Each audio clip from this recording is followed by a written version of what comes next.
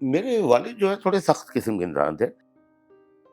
बचपन मेरा बड़ा स्ट्रगल के साथ गुज़रा है। मैं एक आम बच्चों की तरह पता नहीं शायद बदकिस्मत था, मैं बहुत ज़्यादा खेल-कूद में था ही नहीं, कभी भी नहीं था। छोटी एज से मैंने काम करना शुरू किया। अंदर से बहुत फ्रस्ट्रेशन थी कि यार 6-7 फ़िल्में लिख दी, नाम नहीं आ रहा है। नमस्कार, मैं हूँ आशीष। आज सक्सेस स्टोरी में आप देख रहे हैं एक बहुत ही अज़ीम-ओ-शान शाहकार जो खुद सड़क से उठकर स्टार, राइटर, डायरेक्टर बने और उनकी फ़िल्म में मौजूद है डायलॉग ही कमाल का है कि सड़क से उठाकर स्टार बना दूँगा। कमाल के नरेटर हैं, कमाल के इंसान हैं, गर्मजोशी से मिलते हैं और उनकी फ़िल्मों में भी, चाहे वो सस्पेंस वाली फ़िल्म हो या कॉमेडी हो, एक कमाल का मैसेज होता है जो लोगों को प्यार, इंसानियत, इन सब चीज़ों की जो शिक्षा है, जो मैसेज है वो देता है।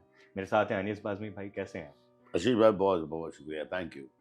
और क्योंकि आपकी सक्सेस स्टोरी पे हम बात कर रहे हैं जी, और मुझे मालूम है कि आपने वो सक्सेस जो आती है, वो पहले शुरुआत वो संघर्ष से होता है। संघर्ष पे आप ज़्यादा बात नहीं करते, जी, ग्लोरीफाई नहीं करते। जी। लेकिन हम शुरुआत से आपसे बात करेंगे। पहले तो बचपन के बारे में हम बात करते हैं, क्योंकि मुझे मालूम है वालिद साहब शायर थे, वहीं से कैसे आप उस फ़ील्ड में एंटर किए, थोड़ा बचपन के बारे में। मुझे लगता था कि जो स्ट्रगल है और जो संघर्ष है ये सिर्फ मेरा अकेले का अनोखा और निराला नहीं है, बहुत लोगों ने किया है। तो मैं इसलिए बहुत ज़्यादा बात नहीं करता हूँ कि हाँ ठीक है, बहुत संघर्ष हुआ है, ठीक है। वो भूल भी जाता हूँ मैं, भूल जाना भी चाहिए, वो मेरे काम में आना चाहिए। वो संघर्ष, वो स्ट्रगल, वो लोगों से मिलना, वो दुनिया के बारे में और समझना, मुझे लगता है कि ये ऊपर वाला भी संघर्ष और स्ट्रगल उन्हीं लोगों को करवाता है जो बहुत लकी होते हैं।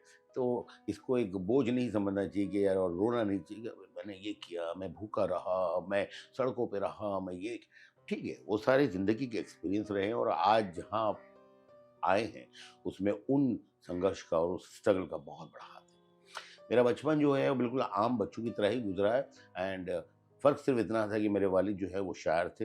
ये मेरी बहुत बड़ी खुशकिस्मती थी और उन्होंने जब आई वाज़ इन 5th और 6th तभी से अपनी ग़ज़लें, नज़्में मुझसे लिखवानी शुरू की। उर्दू की राइटिंग मेरी बड़ी खुश करते हैं, बहुत अच्छा लिखता हूँ मैं। तो उन्होंने लिखवाना शुरू किया, मेरा शौक बढ़ गया उसमें और जब तक मैं 8th और 9th तक आया तो मैं उनके साथ मुशायरों में जाया करता था और उनके सारे शौरा ही दोस्त थे, तो उनके साथ बैठता था। उन्हें सिगरेट, पान लाना, चाय लाना, काम सब मैं ही करता था।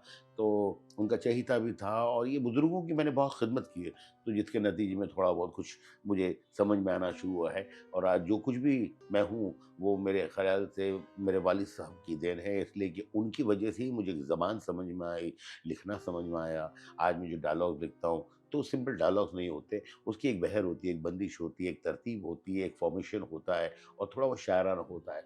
तो बस ये उन्हीं की देन है और वही थोड़ा बहुत कर रहा हूँ मैं काम। बचपन में शेरो शायरी जो होती है ना, बहुत भारी चीज़ है, जी, ग्रेविटी वाली। जी, उस समय जब बच्चे जो होते हैं वो खेल कूद और बाकी चीज़ों में चहलकदमियों जी। में मशगूल होते हैं, उस समय इस तरह की ग्रेविटी वाली चीज़ में जब आपको अब्बू ने, वालिद साहब ने आपको डाला, उस कैसा फील होता था? क्या कुछ उनको मतलब बोलते नहीं थे कि मुझे कहाँ डाला जा रहा है? नहीं, मुझे ऐसा अंदाज़ा भी नहीं था, लेकिन इतना मैं बताऊँ कि मैं एक आम बच्चों की तरह पता नहीं शायद बदकिस्मत था, मैं बहुत ज़्यादा खेल-कूद में था ही नहीं, कभी भी नहीं था।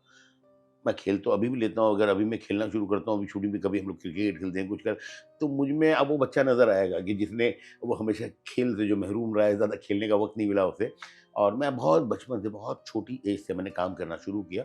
लेकिन मेरा मिज़ाज कुछ इस तरह का था कि शेरो-शायरी में और अदब में और पढ़ाई में मुझे किसी को बेत लेकर बैठ के, छड़ी लेके बिठाना नहीं पड़ता था। मैं खुद मुझे बहुत अच्छा लगता था। मेरे अब्बा कहते थे कि, "भई तुम थोड़े अलग बच्चे हो यार।"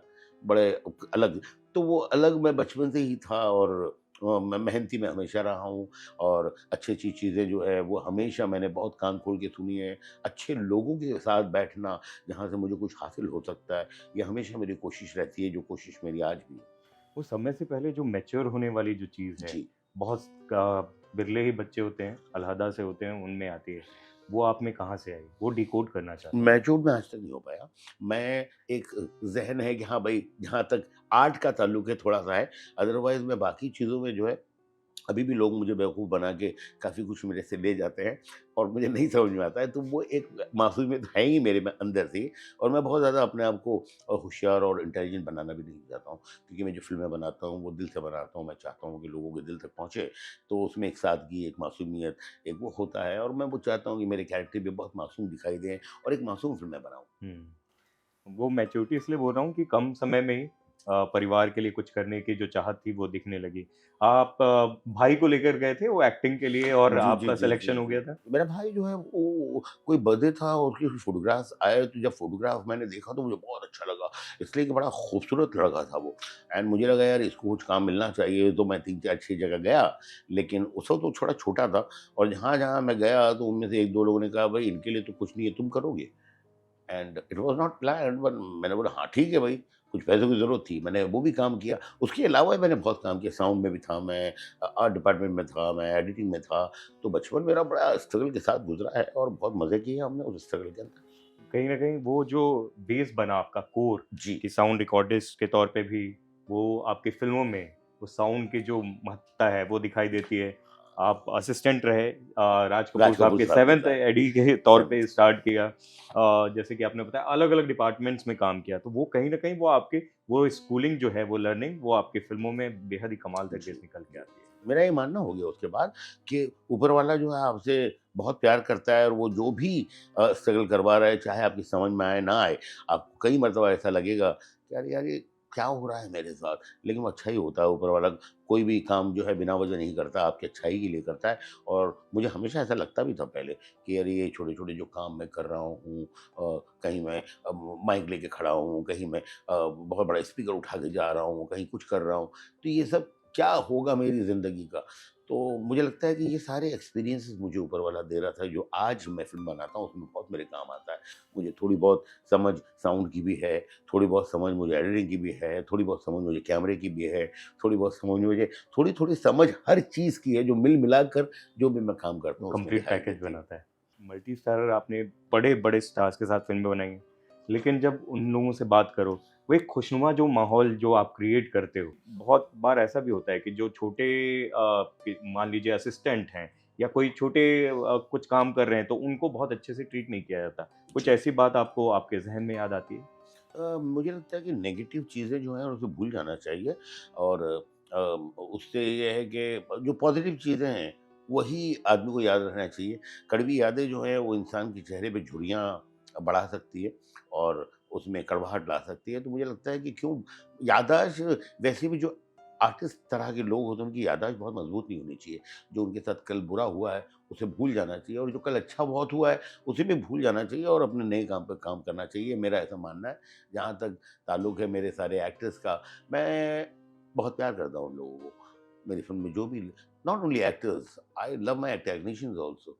मेरे छोटे से छोटे टेक्नीशियन हों, बड़े टेक्नीशियन हों, तो मैं बेसिकली बहुत प्यार करने वाला आदमी हूँ, और वो शायद कन्वे होता है लोगों को। मुझे कोई बहुत ज़्यादा क्रिएट नहीं करना पड़ता, मुझे बहुत ज़्यादा कोशिशें नहीं करनी पड़ती। मैं जिस गर्मजोशी से मिलता हूँ, जितने प्यार से मिलता हूँ, मुझे अच्छा ही लगता है लोगों से मिलना उस तरह, और उनको पूरी वो इज़्ज़त देना। मैं नहीं, मतलब याद करता हूँ, याद आता है मुझे कि मैंने कभी शूटिंग पर अपने स्पॉट बॉय से भी नाम लेके उनको बुलाया, और मैं हमेशा कहता हूँ, "अरे साजिद भाई यार चाय तो पिला दो, अरे सलीम भाई कहाँ जा रहे हो यार?" तो मैं लोगों को बहुत प्यार देता हूँ, क्योंकि मुझे लगता है कि ज़िंदगी जो है वो प्यार देने के लिए है, और आपको खुश रहना चाहिए, और आपके अतराफ जो लोग हैं उन्हें खुशी आपको देनी चाहिए। हुँ। वो पहली बार जब एक्टिंग किया, वो कैसा फ़ील था? पहली सैलरी कितनी मिली? मुझे पहली मर्तबा जो सैलरी मिली थी मेरे हाथ में ₹13 जो है आई थी, शायद? ₹13 आई इसलिए थी। आपकी फ़िल्मों में 13 जो नंबर है वो दिखाई हाँ, देता वो है। ऐसा मैं सोचता हूँ कि लकी है, तो वो 13 नंबर थोड़ा-सा चलता रहता है। ज जभी भी कहीं कुछ ऐसे आते हैं, तो मैं वो 1300, 13,000, 1300 करोड़, ये करोड़, 13 नंबर का घर, 13 नंबर की, वो मेरा थोड़ा-सा वो मानना एक है। इमोशनल पॉइंट भी होता है, वो छप जाता है। नहीं, लोग बहुत मानते हैं कि भई नेगेटिव होता है, कई अ, होटल्स और बिल्डिंग्स हैं जहाँ 13 मंज़िला ही नहीं होता, 12 के लेकिन बाद डायरेक्ट आपको 14 होता है। ₹13 मिले 13 तारीख तो को। मेरे लिए 13 लकी है, तो मुझे तो 13 रकम बहुत अच्छा लगता है। फिर राज कपूर तक कैसे पहुँचे? ये मेरी खुशकिस्मती थी। हमारे जो एक राइटर्स हैं मिस्टर ज्ञानेंद्र जैन, उनके ज़रिए मैं आरके तक पहुँचा और वो एक सपना सा था जो पूरा हो गया और राज साहब के साथ काम करने का मौका मिला और कई मर्तबा काम करते-करते मैं 3-4 साल था वहाँ पर आरके में राज साहब के साथ, बहुत नज़दीक बैठ के उनको देखता था मैं, उनको सुनता था, वो देखते थे कैसे कर रहे हैं काम और ऐसा ही लगता था कि यार ये सपना है, बस ये फ़र्क समझ में आता था कि ये सपना 3-4 साल लंबा कैसे हो गया? बस वो लास्ट तक सपना ही लगा रहा क्योंकि लोग कहीं से कुछ सीख के आते हैं, पढ़ के आते हैं स्कूलों से और उससे। मैं राज कपूर साहब की यूनिवर्सिटी से सीख के निकला हूँ, थोड़ा बहुत जो सीखा हूँ मैं। शोमैन के साथ में। जी। और उसके बाद फिर आपने राइटिंग शुरू की। नहीं, उसके बाद मैंने काफ़ी और लोगों को असिस्ट किया। ज्ञानेंद्र जैन साहब को असिस्ट किया मैंने, रविंद्र पीपट साहब को असिस्ट किया, एसी त्रिलोकचंद्र साहब को असिस्ट किया। मैंने कुछ 15-20 लोगों के साथ काम किया एज़ असिस्टेंट।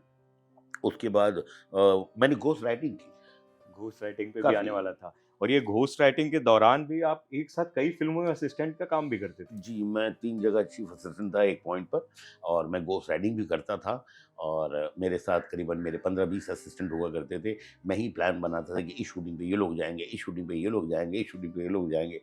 तो बहुत मसरूफ़ रहा हूँ मैं, बहुत मसरूफ़। भाई उस समय ये नहीं लगता था कि आप इतना कमाल लिख रहे हैं? वो उनमें से कुछ फ़िल्में हुँ, मुझे जहाँ तक मालूम है वो काफ़ी बड़ी भी हुई जी। और ज़्यादातर हुई। हुँ।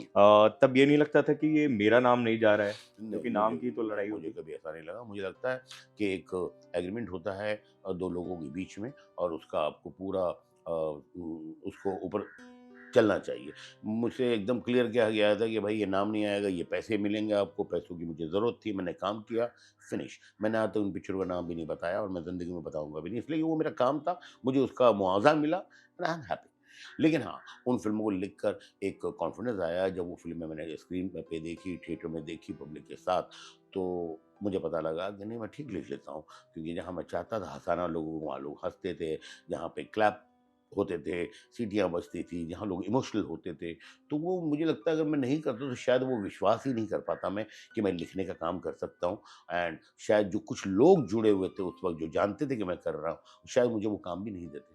तो जब पहली फ़िल्म मुझे मिली स्वर्ग तो मैंने ऐसे दोनों हाथों से उस मौके को पकड़ा, काफ़ी मेहनत की और वो एक बहुत ही खूबसूरत फ़िल्म लिखी थी मैंने और मतलब उस वक़्त ये माहौल था कि थिएटर के अंदर डायलॉग्स के ऊपर लोग पैसे फेंका करते थे। तो वैसा भी माहौल मैंने देखा है। उसके बाद मैंने फ़िल्म लिखी प्रतिबंध, उसके बहुत कैसेट्स बने थे। कैसेट्स बने उस हाँ, तो समय। वो गानों के कैसेट नहीं थे, वो डायलॉग्स नाना के कैसेट्स नाना थे। को ये पसंद नहीं। हाँ, नाना को ना सुनने की आदत नहीं है। तो काफ़ी ऐसा काम किया, फिर मैंने बहुत सारी फ़िल्में लिखी और फिर मैं लिखता ही चला गया, लिखता ही चला गया। तो ये बस इस तरह काम चलता रहा। तो वो पहली फ़िल्म जो आपकी स्वर्ग है जी, जिसमें नाम आया, मल्टी स्टारर इतने बड़े उस समय राजेश राजेश खन्ना खन्ना, साहब, गोविंदा गोविंदा, और जो मैं पीटी जैसे डायलॉग भी चावला। बोल रहा हूँ कि सड़क से उठा के स्टार बना दूँगा। हाँ, हाँ। वो इतना इमोशनल सीन है, वो सब कैसे आया? कहाँ से आया था वो मुझे लिखने लगता का? है वही ज़िंदगी के तजुर्बे।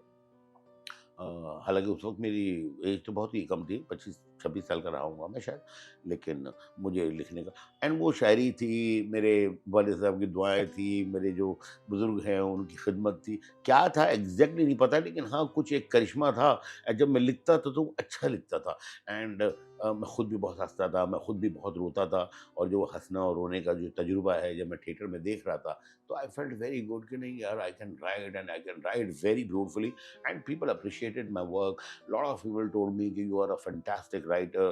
फिल्म का जब अपना उस वक्त मैगजीन्स आती थी जिसके अंदर पूरा रिव्यू आता था तो 2-3 कॉलम्स के आते थे एंड वो द सबकी राइटर हैज़ तारीफ़ें। अराइव्ड करके हाँ, आया तो था। राइटर इज़ अराइव्ड और उसके लिए बहुत बड़ा कॉलम था।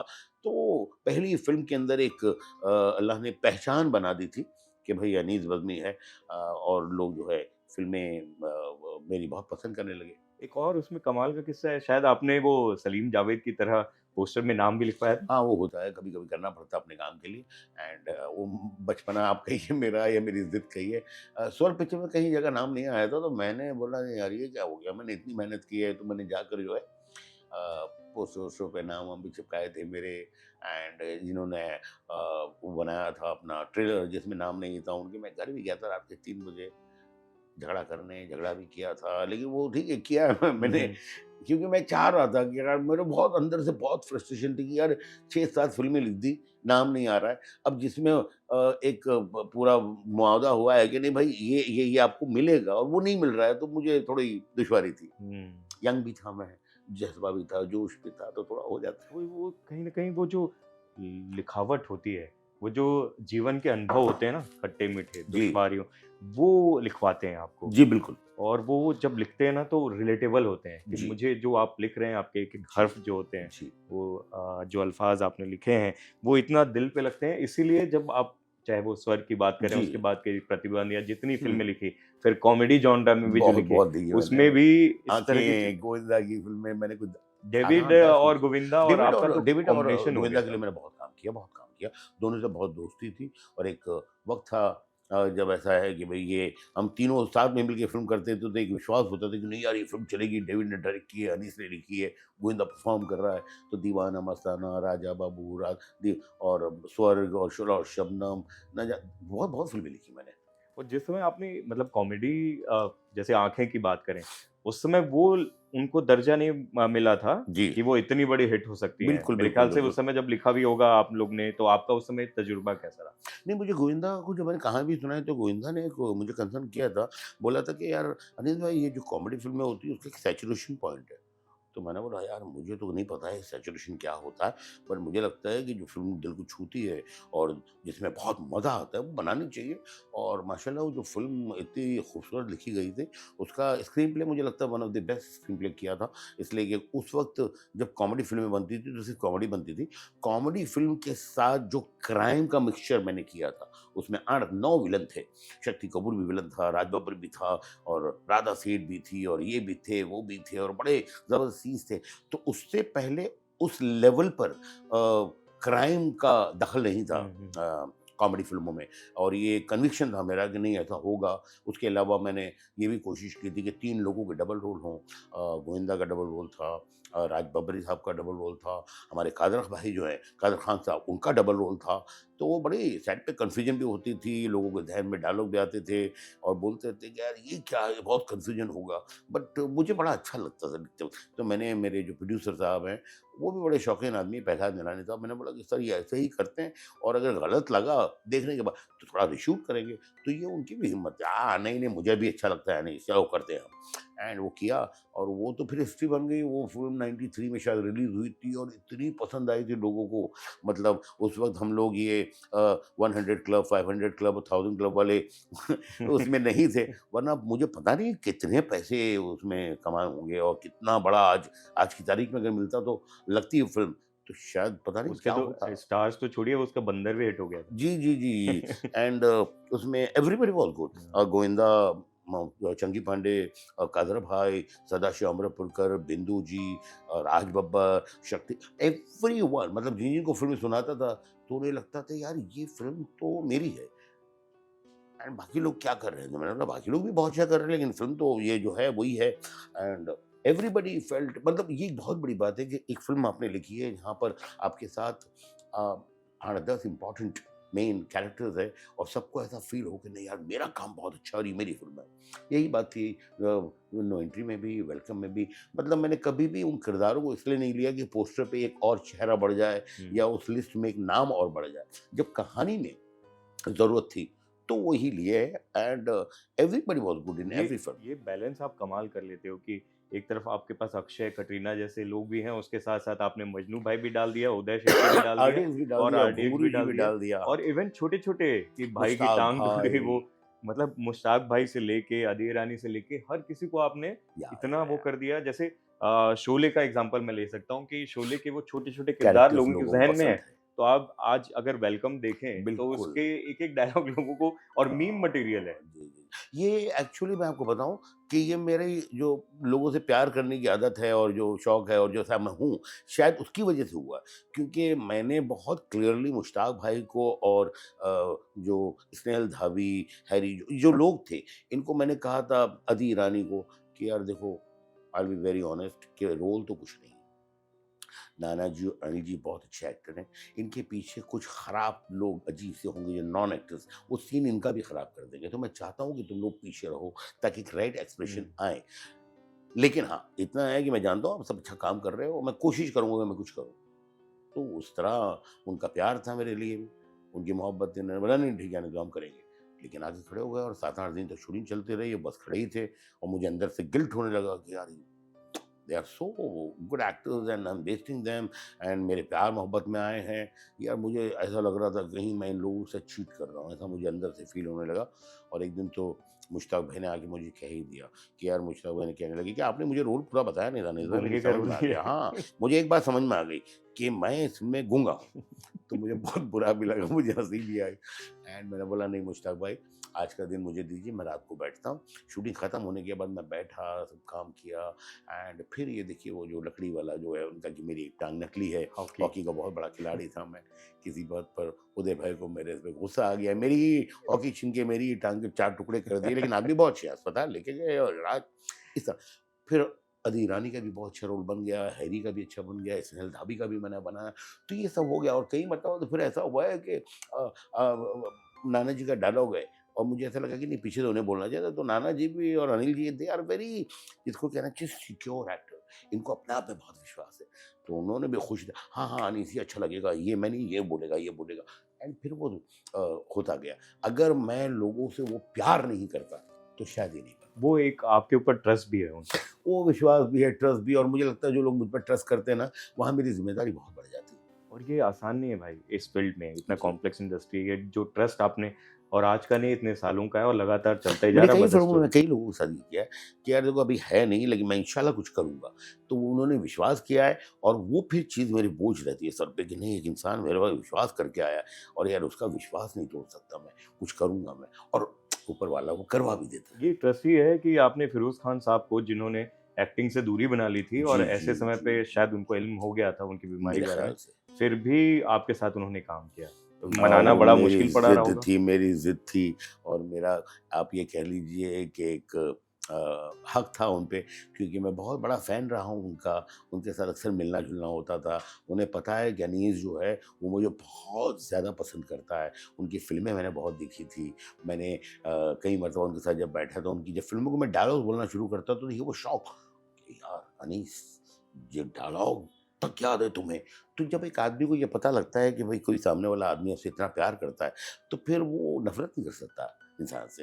वो ना चाहते हुए भी उसको कहीं न कहीं प्यार होता है इंसान से और मैं जब एकदम बच्चे की तरह ज़िद में था कि नहीं सर मैं ये फ़िल्म आपके साथ ही बनाऊँगा, आपके लिए आप होंगे ही होंगे। तो ख़ैर मनाना बड़ा मुश्किल था उनको, लेकिन हाँ, मैं कामयाब रहा and I am so lucky and वो फ़िल्म के अंदर जब खान साहब आते हैं, तो मुझे लगता है कि दुनिया का बेहतरीन से बेहतरीन एक्टर आ जाता, शायद वो जादू नहीं बन पाता जो उनके एक पर्सोना में था, एक जो पर्सनैलिटी हुँ, थी। हुँ। हालाँकि बहुत बड़ा रोल नहीं था, 3-4 सीन थे, क्लाइमेक्स था, लेकिन वो रोल बहुत बड़ा दिखाई दिया because of the presence of Khan साहब। अ, हम आज देखते हैं कि पूरे बॉन्डेड स्क्रिप्ट और ये होती है। मुझे मालूम है कि जब आप शुरुआत आपने की, तो वो एक आइडिया लेकर जाते थे और वहीं सेट पे काफ़ी चीज़ें जैसे आँखें का एक किस्सा मुझे जी। याद है कि आपको प्रोड्यूसर साहब जो थे निलानी साहब, उन्होंने आपको प्रेशर डाल दिया कि नहीं, नहीं वो सब हो गया है जितने एक्टर हैं लॉक हो गया है और अब शुरू करना है और आपके पास वो फिर वहाँ सेट पे जाके आपने लिखना शुरू जी। किया। वो किस्से बताइए? वो नहलानी साहब जो हैं वो मतलब छड़ी लेकर काम करवाते थे। तो मैंने उनसे कहा भी कि पहला जी थोड़ा वक़्त दो यार लिखना है। बोले नहीं, नहीं क्या लिखना है भाई? जो भी लिखना है वो लिखना है और लिख लो आप। वो शूटिंग पे जाना है हमें। एंड वो तो फिर उनके सामने कुछ बोल भी नहीं पाते थे। हम इसलिए कि यार वो इंसान भी बहुत कमाल इंसान है, दोस्त भी है और अच्छे बड़े प्रोड्यूसर थे। तो हम चले गए वहाँ पर शूटिंग पे हैदराबाद और शूटिंग पे ही फिर वो रात को सीन लिख रहे हैं, सुबह शूटिंग पे सीन लिख रहे हैं और उसी जद्दोजहद में और उसी कोशिशों में और उसी टेंशनों में फ़िल्म बनाई हमने। अपना अ, म आँखें कई मर्तबा ये भी हुआ है कि 4 पेज का सीन है, 2 पेज दिए हुए हैं डेविड साहब को और 2 लिख रहे हैं एंड वहाँ से डेविड साहब को जो असिस्टेंट बार-बार कहते हैं, "जल्दी करो, जल्दी करो।" तो मैं कहता था, "यार थोड़ा मैं आ रहा हूँ, आ रहा हूँ, आ रहा हूँ।" बट डेविड साहब का एक बहुत मोहब्बत, बहुत प्यार मेरे से रहा, एक विश्वास भी रहा इसलिए कि उसके पहले मैंने उनकी फ़िल्म लिखी हुई थी आँखें अपना ये स्वर्ग, स्वर्ग बहुत अच्छी फ़िल्म थी। उसके बाद मैंने उनकी लिखी हुई थी शोला और शबनम। तो वो दोनों फ़िल्में तो एक बहुत ट्यूनिंग बन गई थी, उनको मेरे पे विश्वास भी था और उनको ये एहसास था कि नहीं अनीस कर लेगा। तो ये वो डायरेक्टर का हेल्प नहीं होता तो शायद मैं उतना नहीं कर पाता। और मेरे ख़्याल से आपके जो कमाल की चीज़ें आप लिखते हैं, आपको प्रेशर में मज़ा आता है लगता है, वो चैलेंज आप लेते नहीं, होते हैं। तकलीफ तो होती है बहुत, जो मजबूरियाँ थी क्योंकि उस वक़्त जो है काम बहुत कर रहा था मैं। मुझे लगता है साल में कुछ 6-7 फ़िल्में लिखता था मैं, जब ये फ़िल्में का दौर शुरू हुआ लिखने का। एंड मुझे लगता है 1 डेढ़ महीने के ऊपर कभी कोई फ़िल्म लिखने का मौका ही नहीं मिला। ये जितनी फ़िल्में आप देख रहे हैं, ये सारी 1 डेढ़ महीने में लिखी हुई फ़िल्में हैं। ये सारी वो फ़िल्में हैं जिसका आप ये कह सकते हैं कि यही फर्स्ट ड्राफ्ट है। वरना आज तो हम लोग क्या करते हैं कि एक स्क्रिप्ट बनाते हैं, उसका एक फर्स्ट ड्राफ्ट होता है, उस पे फिर एनालाइज़ करना शुरू करते हैं, फिर उसका सेकंड ड्राफ्ट होता है, थर्ड ड्राफ्ट होता है, कई मर्तबा 10, 15, 20 ड्राफ्ट तक जाते हैं। तो ये मौके ही नहीं थे। बस फिर फ़िल्में बना रहे थे, लिख रहे थे, चल रहा था। भाई मैं ये समझना चाहता हूँ कि वो जो लोग इतनी बड़ी-बड़ी फ़िल्मों की हम बात कर रहे हैं, लोग उसमें महीनों लगाते हैं। आप 1 महीने, डेढ़ महीने में वो लिख के और उसको मतलब मकबूल तरीके से पूरा उसको ख़त्म कर दे रहे थे और वो इतनी बड़ी हिट हो रही थी। क्योंकि आपको कई बार मैं ये देखता हूँ, मैं इसको थोड़ा-सा इलैबोरेट भी करना चाहूँगा। जैसे हम कॉमेडी आपकी फ़िल्मों की बात करते हैं, कॉमेडी जो आती है ना सबसे ज़्यादा ट्रेजेडी से आती है। जी। वो जो दुश्वारियाँ होती हैं वहाँ से, वो जो आपका वो लोगों की नब्ज़ आप समझ पाते हो या उनको वो एम्पैथी एक फ़ील कर पाते हो, वो इसलिए क्योंकि आप उन सब चीज़ों को देखे हो। वो क्या उस समय चल रहा था कि आपको वो आप जैसे कि आप जब घोस्ट राइटिंग कर रहे थे, उसी समय कई लोगों को असिस्ट भी कर रहे थे, एक साथ सब चीज़ें कर रहे थे। ये क्या चीज़ें चल रही मुझे थी? काम करने का शौक था हमेशा से, और मुझे ये लगता था कि भाई ज़िंदगी में जो ये है कि 8 घंटे सोना है, ये कॉन्सेप्ट मुझे कभी भी ऐसा लगता था कि ज़रूरी है, लेकिन भाई कितना कर सकेंगे? तो मैं 8-10 घंटे, मुझे लगता है यार ज़िंदगी इतनी छोटी है, मुझे बहुत काम करना है, तो अगर 8-10 घंटे मैं सोऊँगा तो काम कब करूँगा? तो मैं थोड़ा कम सोता था, और मैं रातों को कुछ 4-4 5-5 बजे तक लिखते रहता था। मेरी एक छोटी-सी बालकनी थी, 1 बेड 1 1 रूम किचन ही था हमारा, और वहाँ बैठ वो के मैं पहला लिख, मकान जो आपने लिया नहीं था। वो पहला मकान नहीं था। हाँ, जो खरीदा मैंने, जो पहला मकान जो खरीदा था उसके डीएन पहले नगर में। 34 घर बदल चुके थे। अरे बाप! पता नहीं 30-32, 11 महीना, 11 महीना, 11 महीना, 11 महीना, हर 11 महीने के बाद वो लोगों को पता होगा जो लोग किराए पे रहते हैं, कि भई वो जो मालिक मकान कहता है कि भई अभी इस साल से इतना और बढ़ जाएगा। तो वो जो दे रहे थे वही हमारे लिए मुश्किल था। अब वो जो बढ़ गया, वो एक बोझ है, वो तो हो नहीं सकता था। तो फिर बोरिया बिस्तर बाँधो, फिर नई जगह जाओ। तो ऐसे काफ़ी घर तब्दील किए मैंने, काफ़ी घरों में रहा, और उससे एक फ़ायदा ये हुआ कि अलग-अलग एरियाज़ में रहा। मैं मतलब आपको बताऊँ, टाउन से लेकर मीरा रोड तक हर जगह रहा हूँ। तो वो बहुत लोगों से इस तरह मिलना हुआ है, बहुत कैरेक्टर्स देखे हैं। हम राइटर लोग थोड़ा-सा ऑब्ज़र्व ज़्यादा करते हैं, तो वो कैरेक्टर कहीं न कहीं ज़हन में रह जाते हैं, उनकी बोलचाल, उनका हाव-भाव, उनका देखना, उनका पहनना। तो वो एक फ़ायदे की चीज़ ही हुई, इसलिए मैं कभी कंप्लेन नहीं करता। मुझे लगता, तो मैंने जो पहला घर खरीदा था वो डीएन नगर में था, बड़ा छोटा-सा घर था। 1 रूम किचन, वो रूम में ही किचन भी था, और हम काफ़ी लोग रहते थे, तो छोटी-सी बाहर बालकनी थी, और बालकनी, और वो जो जगह थी वो काफ़ी फ़िल्मी जगह थी, बहुत सारे लोग रहते थे वहाँ पर। तो लोग जो है रात के डेढ़ 2, 3 बजे जो है खुश होकर मज़े में कुछ थोड़े बहुत नशे-वशे करके ऐसे जाया करते थे, और थोड़ा मज़ाक भी उड़ाते थे, "अरे! अरे भाई क्या है, लगे हुए हो आप?" ऐसे-ऐसे बातें होती थी। बट मैं लिखता रहता था, तो मैं 4-5 बजे तक वो लिखता था, फिर मैं सुबह 7-8 बजे निकल जाता था, एज़ अ असिस्टेंट वो काम करता था। तो मुझे काम करने में अच्छा लगता, मुझे मज़ा आता। यू कैन से कि आई एम अ वर्कहॉलिक। मैंने शुरुआत में बोला आप ग्लोरीफाई नहीं करते, स्ट्रगल पे ज़्यादा बात नहीं करते। लेकिन लोग आपकी कहानी से इंस्पायर होते हैं। हुँ, वो आज आपको जब देखते हैं ना, वो कॉन्फिडेंस फ़ील करते हैं, वो पॉज़िटिव एनर्जी फ़ील करते हैं। वो जो मकान की हम ज़िक्र कर रहे थे 1 आवर के, जी। उसमें एक ज़िक्र वो भी कमाल का है जो अम्मी का है, हुँ। कि रात में आप 4-5 बजे तक लिखते रहते थे, लेकिन जब भी पलट के आप देखते थे, चाय गरम चाय मिलती थी। गरम होती थी, ये मेरी माँ है। मेरी माँ जो है वो मतलब बहुत ध्यान भी रखती थी मेरा, मेरा अब झगड़ा भी बहुत होता था मेरी मम्मी से। इसलिए कि उम्र थी उनकी, और मैं कहता था कि यार प्लीज़ यार क्यों उठती हो आप बार-बार? बट वो थी ऐसी, माएँ तो मुझे लगता है ऐसी ही होती है, चाहे मेरी हो या किसी की भी हो। जो अनकंडीशनल लव होता है, वो इंसान जो है दुनिया में एक ही है जो कर सकता है, वो है माँ। उसका कोई कंडीशन नहीं है प्यार के लिए। आप मस्ती करेंगे तो भी उनका प्यार है, आप बदमाशी करेंगे तो भी प्यार है, आप अच्छा कर लेंगे तो भी प्यार है, आप बहुत बुरा करेंगे तो वो बेटा है उनका, और वो बस खत्म, वो माँ है। तो मेरी माँ ने भी बहुत कुर्बानियाँ दी हैं मेरे इस तरक्की के पीछे। शायद वो नहीं होती तो मैं इतना कर भी नहीं पाता, इसलिए कि वो ज़िम्मेदारियाँ उन्होंने बहुत उठाई है, और मेरा बहुत ख़्याल रखा है, और मेरी अम्मी और अब्बा से बहुत ख़ास अटैचमेंट रहा है, जो अब नहीं रहे इस दुनिया में, बट आज भी जब मैं उन्हें याद करता हूँ, ज़िक्र करता हूँ, तो आई बिकम वेरी इमोशनल। अम्मी अब्बू ने आपके वो सक्सेस को देखा? अम्मी अब्बा देख पाए थे? जी, देखा नहीं समझा, क्योंकि मेरी अम्मी तो खैर बहुत भोली थी। और जब फ़िल्म रिलीज़ हुई मेरी नो एंट्री, उसके बाद वेलकम, उसके बाद सिंह इज़ किंग, तो इत्तेफ़ाक से ऑफ़िस के बदले कोई स्ट्रगलर जो है वो घर आ गया। मैं शावर ले रहा था, तो मेरी अम्मी ने उनको बिठा दिया, चाय-वाय पिलाई एंड वो बोलने लगी कि अ, उससे कि एक बात बताओ बेटा, ये मेरे अनीस का काम ठीक चल रहा है क्या? That person was shocked. वो तो ठीक चल रहा है मतलब, अम्मी, he is a very big director. अभी जो लाइन से 3 सुपर डुपर हिट फ़िल्में इन्होंने दी है। अच्छा, अच्छा, अच्छा। तो भूलापन उतना था, क्योंकि मेरे घर में ना मैगज़ीन आती थी, ना कभी ये मेरे साथ शूटिंग पे गए हैं, ना कभी पार्टी में गए हैं, ना मेरी फ़िल्म के ट्रायल्स देखने गए हैं। तो ऐसा कुछ था नहीं, फ़िल्मी माहौल बहुत दूर था मेरे घर से, आज भी उतना ही दूर है। तो नहीं पता था उन्हें, तो उन्होंने देखी मेरी तरक्की एंड खुश भी हुए। अब्बा का इंतकाल जो है वो वेलकम के पहले हुआ, वेलकम जब मैं बना रहा था। हुँ। क्योंकि वो उँगली पकड़कर आपको शायरी की दुनिया में, लेखनी की दुनिया में लेकर आए थे। और एक जो वालिद होते हैं, एक पिता जो होता है ना, सबसे बड़ी गर्व की उसकी बात होती है कि उसका बेटा जी, इस फ़ील्ड में, जिस भी फ़ील्ड में वो लेके आएँ, उसमें वो अच्छा करे। जी। वो कभी ज़ाहिर कर पाए इस बात को? मेरे वालिद जो है थोड़े सख्त किस्म के इंसान थे हुँ, एंड प्यार तो खैर बहुत करते थे, लेकिन शायद उतना दिखा नहीं पाते थे। मुझे लगता है कि बहुत लोगों के साथ ये होता है। जो फादर्स हैं वो बच्चे से बहुत प्यार करते हैं, बहुत।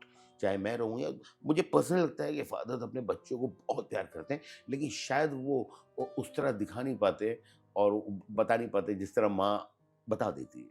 वो माँ की हर एक्ट में पता लगता है आपको बिना कहे। बट फादर्स थोड़े से स्ट्रिक्ट भी रहते हैं, मुझे लगता है थोड़ा ज़रूरी भी है कि भाई बच्चा डिसिप्लिन में रहे, तो उतना दिखा नहीं पाते थे। लेकिन जब कुछ अच्छा काम मैं करता था, तो वो एक लुक जो है उससे मुझे पता लगता था कि नहीं, ही इज़ क्वाइट हैप्पी।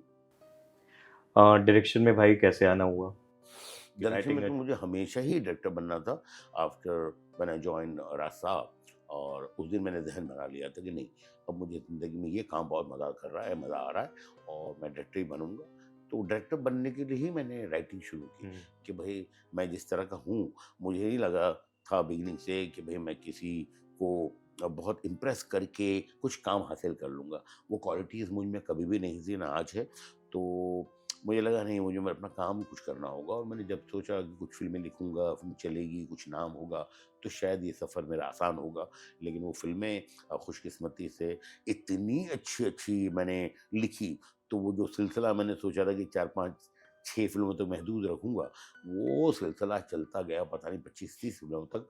और वो सब ने मुझे कहा कि अरे नहीं, आप बाद में करना डायरेक्शन, डायरेक्शन में क्या है यार, बहुत डायरेक्टर है, writers we don't have a, good writers, तो आप लिखिए। तो मैं लिखता चला गया, लेकिन मुझे हमेशा से डायरेक्टर बनना था। फिर हलचल पहली फ़िल्म। फिर पहली फ़िल्म मैंने हलचल बनाई, उसके बाद तो फिर माशाल्लाह अब गॉड वाज़ काइंड।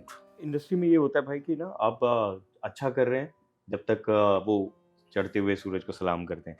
डायरेक्शन में आए, पहली फ़िल्म का रिस्पॉन्स कैसा था और उसके बाद के आगे के पहली सफ़र फ़िल्म कैसे थे? का रिस्पॉन्स बहुत अच्छा नहीं मिला था एंड उसके बाद फिर मैं राइटिंग तो जारी रखा हुआ था, उसके बाद भी मैंने काफ़ी फ़िल्में लिखी और उसके बाद मैंने सेकंड फ़िल्म बनाई, प्यार तो प्यार बनाई। हो गया।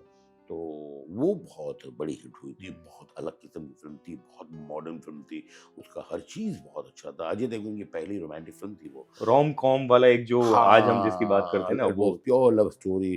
तो वो एक फ़िल्म बहुत बड़ी हिट हुई, उसके बाद मैंने लिखी बनाई दीवानगी। दीवानगी। दीवानगी में बहुत तारीफ़ें मुझे मिली थी। अजय देवगन को मेरे ख़्याल से आप वो जो एक वो ग्रे शेड में जी, नेगेटिव अवतार में, पहली बार अजय ने वही फ़िल्म की, जिसमें और ग्रे वो शेड में थे। सरप्राइज़ एलिमेंट था। जी एंड बड़ा प्यारा, बहुत खूबसूरत काम किया अजय ने और वो फ़िल्म से मुझे बहुत तारीफ़ें मिली। It was suspense thriller. तो पहली फ़िल्म देखिए अपना लव स्टोरी, सेकंड बिल्कुल ही उल्टी जिसे कहते हैं सस्पेंस थ्रिलर और तीसरी फ़िल्म मैंने लिखी फिर नो एंट्री, जिसकी वजह से एग्ज़ैक्टली बराबर तरीके से मेरी इस लाइन में एंट्री हुई। वो पूरी कॉमेडी, तो मैंने हर जॉनर की फ़िल्म बनाई। हॉरर नहीं बनाई थी, वो हॉरर भी बना दी मैंने हॉ ब्लू हॉरर हेड कॉमेडी। 2। नहीं, अब जब आप दीवानगी की स्क्रिप्ट लेके प्रोड्यूसर्स के पास जाते थे, एक्टर्स के पास, अब मेरे ख़्याल से अजय देवगन ने तो आप जैसे ही जी, वो करेक्ट। नरेशन पे मैं आऊँगा क्योंकि वो सबसे कमाल चीज़ है आपकी। अजय देवगन को नरेट किया होगा। कितने देर में किया था और कितने देर में उन्होंने ओके किया? नहीं, मुझे लगता है कि अजय बहुत समझदार इंसान है और उसको एक अलग समझ है फ़िल्मों की। उनको इम्प्रेस करने की ज़रूरत नहीं पड़ती। वो आप कितनी भी ड्रामे से सुनाएँ, समझाएँ, उनको पता लगता है कि नहीं ये बनावट है और सच्चाई क्या है। तो मैंने जब कहानी उनको सुनाई और मैं बेसिकली कहानी सुनाने के टाइम खुद भी बहुत एक्साइटेड रहता हूँ, इसलिए कि मुझे ऐसा लगता है कि यार मैंने कुछ बहुत अच्छा काम किया है, क्योंकि मुझे अगर ये विश्वास ही नहीं तो मैं क्यों बनाऊँगा हुँ, काम? और वो विश्वास कहीं न कहीं झलकता है। तो जब मैंने उनको बताया कि भई अपने आप एक गाँव के बहुत ही भोले-भाले इंसान हैं जिनको म्यूज़िक से बहुत प्यार है, आप बहुत अच्छी म्यूज़िक बजाते हैं। तो वो बोले अच्छा, लेकिन उनको स्प्लिट पर्सनैलिटी है और वो आदमी ज़हनी तौर पे तनाव में है, बीमार है और वो जब स्प्लिट पर्सनैलिटी तरंग से रंजीत में आता है तो ही इज़ वेरी वाइल्ड, ये कुछ भी कर सकता है। शायद जब मर्डर करता है तो वो 56 मर्तबा मर्डर करता है, मारता है। तो वो एकदम 2 कॉन्ट्रास्ट चीज़ थी। मैंने बोला और उससे बड़ी बात ये होती है कि वो ये सब नाटक कर रहा है। वो हमेशा से ऐसे ही है, इतना पैशनेट हुँ। लवर। तो वो मुझे लगता है किसी भी एक्टर को अगर ये 3 चीज़ें आप सुनाएँगे, तो बहुत ज़्यादा सुनाने की ज़रूरत नहीं है। तो फिर मैंने थोड़ी बहुत कहानी उनको सुनाई and he was very happy, बोला यस सेलिब्रेट अब करते हैं हम लोग। प्रोड्यूसर्स का क्या रिएक्शन वो था? प्रोड्यूसर जो है वो हमारे थे नितिन भाई से बहुत दोस्ती थी। उनकी 2 फ़िल्में लिखी थी मैंने, एक फ़िल्म लिखी थी मैंने उनकी लाडला जो बहुत कामयाब थी, हुँ, एक फ़िल्म मैंने लिखी थी उनकी बोल रहा था बोल, दोनों ही बहुत कॉमेडी? कामयाब, दोनों कॉमेडी फ़िल्म थी। तो जब मैंने उनको बोला कि यार इस तरह की फ़िल्म बनाते हो तो he was very excited and उन्होंने बोला ठीक है। तो वो तो पहले दिन से मेरे साथ जुड़े हुए थे और फिर यही फ़िल्म बनानी थी हमें और फिर ये मैं फ़िल्म इसलिए बनाई। पूछ रहा हूँ ना क्योंकि इंडस्ट्री उस समय इतना एक्सपेरिमेंट के लिए तैयार नहीं थी और खासकर अजय देवगन जैसे इतना बड़ा स्टार, हुँ। उसको आपने एकदम नेगेटिव साइड में नहीं दिखाया। उन्होंने कहा नितिन भाई ने कि तो अनिल भाई अभी एक्सपेरिमेंट तो है छोटा-मोटा, लेकिन I think this is a very calculated risk, because आपने अजय के जब एक्शन फ़िल्में ही चल रही थी और बन हुँ, रही थी, उस वक़्त आपने रोमांटिक फ़िल्म बनाई और इतनी बड़ी हिट हुई। तो वो मुझे लगता है कि आप कर सकते हो और अगर इस तरह के फ़िल्म काम में जहाँ पे कभी उन्होंने इस तरह के गिरे कैरेक्टर नहीं किया, he is a good actor, fantastic actor, बहुत अच्छा करेगा। हुँ। तो बहुत आसानी से हो गया, ऐसा कुछ कन्विंस नहीं करना पड़ा उन्हें। और अब स्टार्स के साथ जिनके साथ भी आप काम करते हैं, एक अलग ही रिश्ता बन जाता है। जी, चाहे वो सलमान के साथ जब उन्होंने सलमान के साथ आपके साथ उन्होंने काम किया, तो सलमान के साथ भी एक अलग ही रिश्ता है। जी, मतलब वो जब जी, आप बात करिए उनसे, जी, तो बहुत ही तारीफ़ करते हैं। जी, या अक्षय के साथ जी, आपका, अब जी, कार्तिक जी, के साथ, जी, तो जी। जिन भी स्टार्स के साथ काम करते हैं, एक वो राब्ता, एक अलग ही रिश्ता आपका बन जाता है। हाँ, वो ये इनका प्यार है। देखो सलमान भाई तो यार बहुत प्यार करने वाला इंसान है, तो मैं तो सलमान खान भाई को कहता हूँ अपने मेरे दिल में कि यार ये दिल खान है। अगर इनका दिल आप पर है, आपके लिए कुछ भी करेंगे, बहुत ज़्यादा कैलकुलेशन नहीं है। और आप देखिए कि मतलब उनके चेहरे पे आज भी जो एक बच्चे की मासूमियत है, वो कब होती है? जब इंसान बेसिकली दिल से बहुत अच्छा हो। मुझे नहीं लगता है कि आज तक मुझे कोई इंसान मिला हो, जिसने ये कहा हो कि नहीं भई मतलब अजय मतलब अब सलमान भाई की तारीफ़ ना की हो एज़ अ पर्सन। इतने बड़े एक्टर है, अच्छा काम करते हैं, एज़ अ स्टार, इतना प्यार करने वाला। तो मुझे लगता है यार उनके साथ काम करना तो वो किसी भी डायरेक्टर के लिए प्रिविलेज ही है। हुँ। उसी तरह अक्षय जी की जो टाइमिंग है कि भई इतने बजे आते हैं और ये और जितना डिसिप्लिन है उनका, कॉमेडी का अलग सेंस है उनका एंड 2 बहुत खूबसूरत फ़िल्में हमने साथ में बनाई। अ, ब नो म म अपना welcome and Singh is Singh is king. King तो उस कदर मतलब वो ऐसे जब वो सरदार बन के खड़े हुए, तो वो मुझे लगता है एक बहुत ही उनके पूरे करियर की बहुत इम्पोर्टेंट फ़िल्म थी। जहाँ लोगों ने देखा कि ओह माय गॉड! यार ये क्या काम कर रहे हैं, क्या लग रहे हैं। मुझे नहीं लगता कि उनसे ज़्यादा खूबसूरत सरदार उसके पहले मैंने कभी देखा हो। ये लोग मतलब इतने अजय के साथ 2 बहुत ही खूबसूरत फ़िल्म हुँ। बनाई। अपना प्यार तो होना था में उनका एक अलग ही रोमांस का था और ये जो थी जिसमें वो किलर भी बने हैं और म्यूज़िक डायरेक्टर भी बने हैं। तो इनसे बड़ा प्यार रहा है मेरा हुँ। और शूटिंग के वक़्त हमने बहुत एन्जॉय किया है।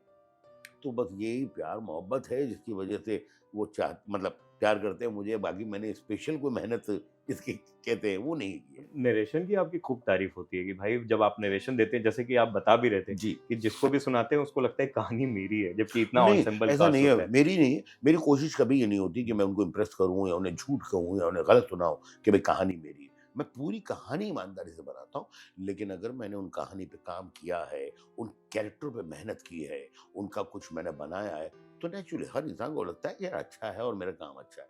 और जो नरेशन है, it is very simple narration मेरा। हाँ, मैं लैपटॉप पे जैसे आज लोग पढ़ के सुनाते हैं, वो नहीं पढ़ता हूँ मैं स्क्रिप्ट खोल के नहीं पढ़ता हूँ।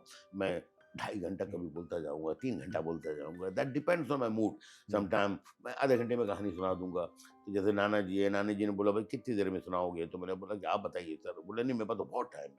तो मैंने कहा, "ठीक है सर, 3 घंटे में सुनाता हूँ।" अब वो फ्लो आ गया और और 3 घंटे उनको कहानी सुनाता गया मैं। और सुनने के बाद वो गले मेरे मिले और मुझे बोले, यार देखो अनीस, मैं तो कच्ची मुर्गी है, तुम्हारे सेट पे आएगा, मुझे जिस रूप में ढालना है ढालना।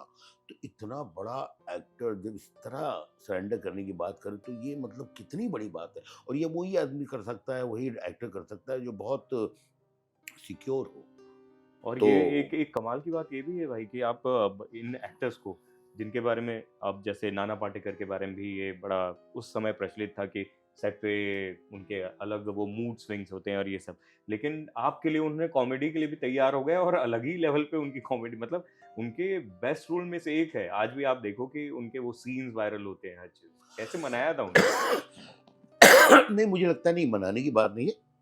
आप ईमानदारी से आपने मैंने सुनाया और वो जिस तरह के एक्टर है, मैंने कहा कि देखिए सर, ये जो कॉमेडी फ़िल्म है इसमें अगर ये आप करेंगे ये बहुत अच्छे लगेंगे आप। और जब मैंने उनको सुनाया तो उन्हें लगा कि हाँ भाई करना चाहिए। और जो डिफ़िकल्ट और मूड स्विंग की आप बात कर रहे हैं, मुझे लगता है उनसे ज़्यादा आसान कहीं नहीं है काम करना। अगर उन्हें एक विश्वास है आप पर एज़ अ डायरेक्टर, उन्हें ऐसा लगता है कि नहीं भाई इंसान मेहनत कर रहा है, अच्छी तरह फ़िल्म बना रहा है और ये फ़िल्म ठीक बनेगी, मेरा काम ठीक होगा, तो वो कभी मतलब एक्स्ट्रा, मुझे तो लगता है उनके साथ काम करना बहुत आसान है और बहुत बड़ा ज़बरदस्त एक्सपीरियंस रहा उनके साथ हुँ। काम करना। ही इज़ मतलब fun to work with him. बहुत अच्छी तरह से बहुत आसानी से फ़िल्म बनाई है।